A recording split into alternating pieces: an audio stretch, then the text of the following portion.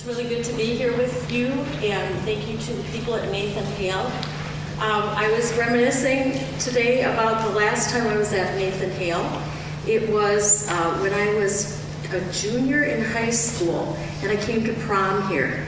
And it was 45 years ago, so do the math. No, you're probably thinking, no, there shouldn't be any math involved tonight. But it's been a long time since I've been at Nathan Hale, so thank you to Nathan Hale for having us. This event tonight is sponsored by Page, Parent Advocates for Gifted Education. It is the second in the series. The first one was in October, and it was for parents of younger children. Tonight's is for parents of adolescents, or perhaps you're here with pre-adolescents as well, to talk about some of the things you can expect, some of the things that you can do, and some of the things, hopefully, that you're wondering about. So my plan is to start with information, and I hope you had a chance to pick up the College Planning Guide. This is a more recent edition of a book that we used when our kids were little. This is my husband, Dal, over here. And it's got just about everything you need to think of. There might be things that don't apply to you, but better to have more information, I think, than not enough. So there are things that you can be thinking about every single year, beginning in 7th grade. And obviously, even before then, you're thinking about where your kids' talents are. But this will help you a great deal. At the end of this presentation, we're going to be highlighting one book often, and it's Parent's Guide to Gifted Children by Jim Webb and a variety of other authors. And I happen to think it's one of the best books on parenting gifted kids of all ages. The books are $25, that's cost, so we're selling them here at cost to you. If you're interested, see Dal at the end of the program. All right, if you're wondering about our email, we have another home in the Baraboo Bluffs, and that's a triple entendre. We're the Bluff lovers, okay? We love a good joke, and we live in the Bluffs part of the year, so. All right, getting to know you. Who are you all? First of all, how many of you have teenagers? All right, lucky. How many of you have, of that group or others, middle school kids? Anyone have college kids here? Okay, any of you have primary or intermediate kids at elementary? So some of you have a mix of kids. Okay, just wondering about who was in our audience. And shout out a couple of ideas of why you're here. I kind of think I know, but I want to be sure. I want my hypothesis to be confirmed. So what are some reasons you're here? See if we're on track. See if we're on track, okay. What else? What we've missed. Oh, what you might have missed, okay. Hey, especially with your first kid, you're allowed to miss. What else? How to advocate for your kids. Yeah, so how to make the school thing work for your child, all right, especially once they leave elementary, I think, when you have 1 or 2 teachers really to worry about, and then all of a sudden you've got 6 or 8 teachers to worry about. So how to advocate as your child gets older, especially as your child is kind of saying, not so much, Mom and Dad, let me do this myself, finding that line. All right, what else? Any other reasons you're here? I know you just couldn't wait to have a night out after the elections are over, right? All right, well, feel free to be interactive with me. I enjoy presentations that are interactive. Who am I? I'm Jackie Drummer. I am the Gifted and Talented Coordinator in the School District of South Milwaukee, down south of the airport. Not Milwaukee, but the suburb of South Milwaukee. I've been a gifted ed for about 25 years. I've been teaching 42 years. Do the math, no, just kidding. And it's been a great delight to be on this journey with gifted kids and with their families and with the state organization. I served as the president of your state organization for 2 years, 2007 through 2009. I've been involved in Page since its inception many years ago. I've worked with NAGC, the National Association for Gifted Children, and I've presented in probably 60 different school districts around the state of Wisconsin. So I'm kind of a get-around girl, I guess. So I'm glad to be here with you tonight. Why am I here? I have no idea. No, just kidding. I'm here because I was invited to be here by Paige, and to share this evening with you. What common interests do we share? Obviously, I use the hashtag. And if you're a tweeter, you want to tweet anything from this evening, we can use either of the hashtags, Page Gifted or Page Adolescence. And by the way, while we have this up here, I just read an article today in Mashable. I read really widely. And this was about social media and your kids. Colleges more and more are checking social media to find out what applicants are doing. And the 3 most common offenses that might lose kids a scholarship or a chance at college are vulgarities online, plagiarism or bragging about plagiarism, or pictures of imbibing in alcohol or drugs. So just if you want to kind of tuck that in your back brain about having that discussion with your adolescents about their online presence, their digital footstep or footprint, I want you to be aware that it's really important nowadays that kids are aware that colleges are doing this. Okay, this is going to get us started. This is the anatomy of a teenager's brain. I hope you can all read it. If you can't, I'll give you a couple clues. There's the girls are suddenly fascinating section. The prefrontal cortex, which by the way is really a technical brain term. It's the front part of our brain. It is one of the latest to develop, and it is the part that develops during adolescence. It's the governor.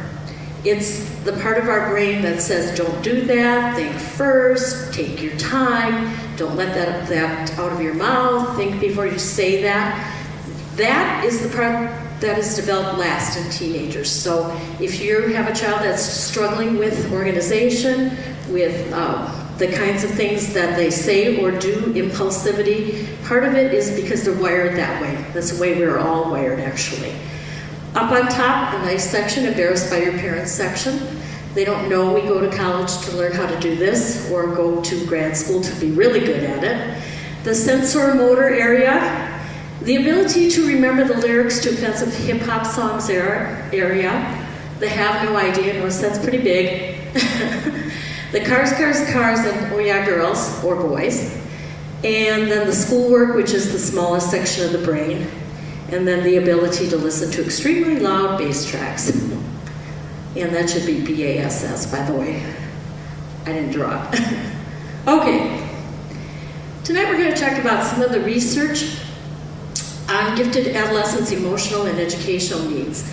And the idea is that a lot of the things that are really strong in gifted kids also create problems for gifted kids. Kind of like a double-edged sword. So we'll be talking about what the research tells us. We'll be talking about what we can do about what the research tells us. And we'll be talking about how we help adolescents begin managing themselves effectively.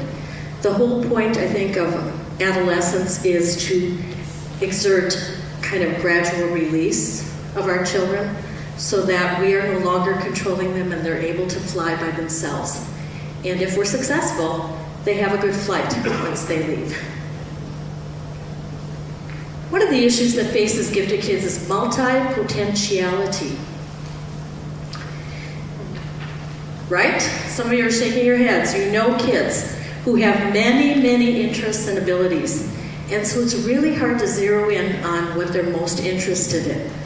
These are the kids who want to take every course that your high school offers. These are the kids who want to be in extracurricular activities, sometimes too many. These are the kids who want to be in things outside of school.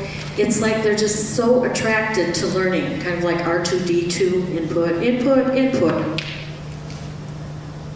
They're often expressing the frustration because they can't do everything. One of the jobs of adolescents is to figure out how to manage your time and how to say no. And how many of you have grown into adulthood and are not able to say no to things? Because you're also probably interested in a lot of things.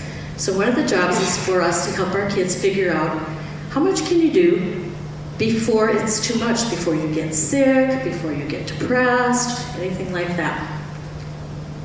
Okay, this one. I really like this one. What looks like disorganization or scattered behavior may actually be your child's attempt at managing all of these things. And because they're still young and haven't had much practice, they're not going to be real great at it. Now, there's a lot of research on multitasking, and a lot of it stems down to the fact that if tasks are relatively simple, we can multitask. Any mom or dad knows that, right? You can fold laundry, listen to the radio, supervise your kids, that kind of thing. But as either task or any of the tasks get really complex, lots of deadlines, lots of things due, lots of pit stops at home to change clothes or books or whatever, it becomes very hard for students to multitask. Some parents have actually bought their kids devices that keep them on track. It's very common now, it wasn't so common before, but things that beep and buzz to remind kids of all the things that they need to do.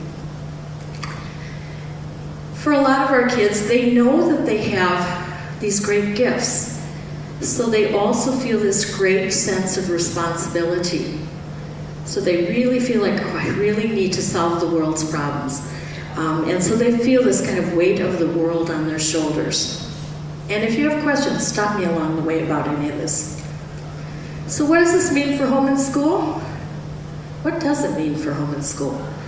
What are some things that you can be doing at home to help your child deal with all of these issues? Any ideas? Anything that's worked for any of you?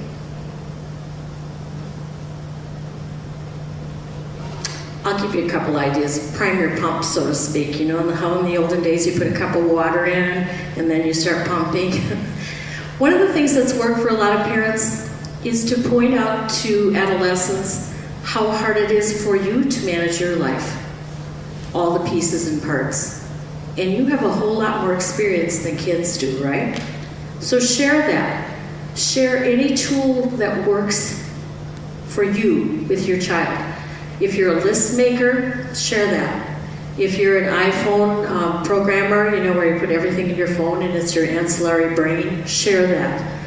If you're the kind of person who leaves notes on the kitchen floor or puts things in strange places to remind you to do something else, share that. Give kids lots of things to pick from so that they can find things that work for them. Any other ideas?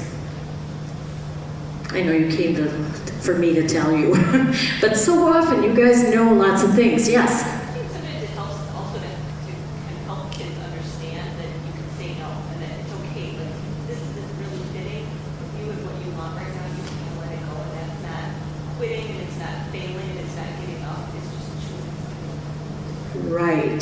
Right. And sometimes we have to help kids let go. Sometimes we as grown-ups have to say, I just can't take you anywhere else.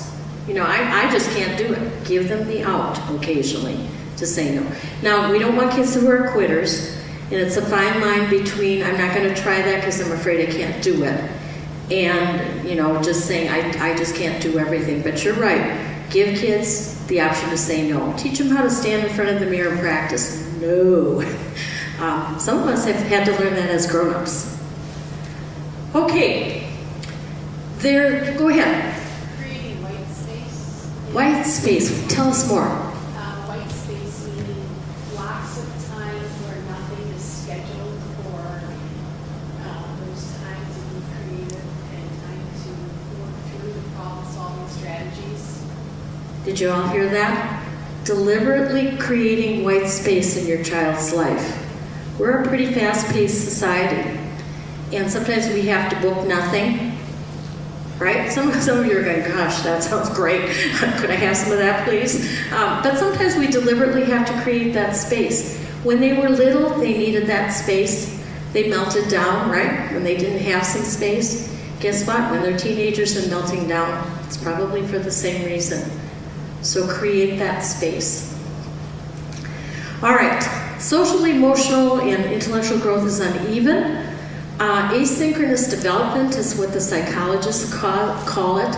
It can mean that your child is 16 one day and 9 the next, okay? Or with